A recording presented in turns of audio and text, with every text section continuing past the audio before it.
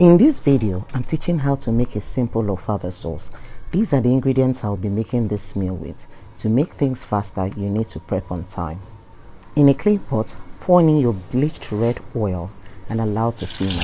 Add your protein and allow to fry dry or as dry as you like it by putting it in a sieve.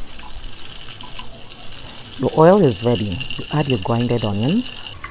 Allow to fry. This meal is about frying almost all the way. When it's fried and it's a little brown, you add in your eru. Allow to fry in your crayfish and the aroma is already boom. We'll be adding our pepper mix, green bell peppers and green tomato. Green tomato is to reduce the spiciness of the pepper. Allow to fry for about 5 minutes, then add in your fried proteins. Stir properly and make sure everything is completely immersed and allow to fry for at least another 5 minutes. At this time, our pepper mix does not have a sour taste. You can now add our seasoning cubes, salt to taste. Turn properly, making sure everything is properly mixed and allow to simmer.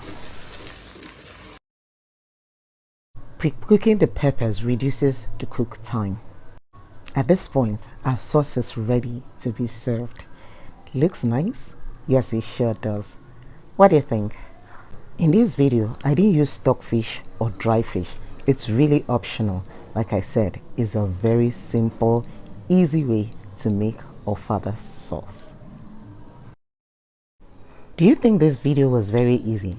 Like, share, and save.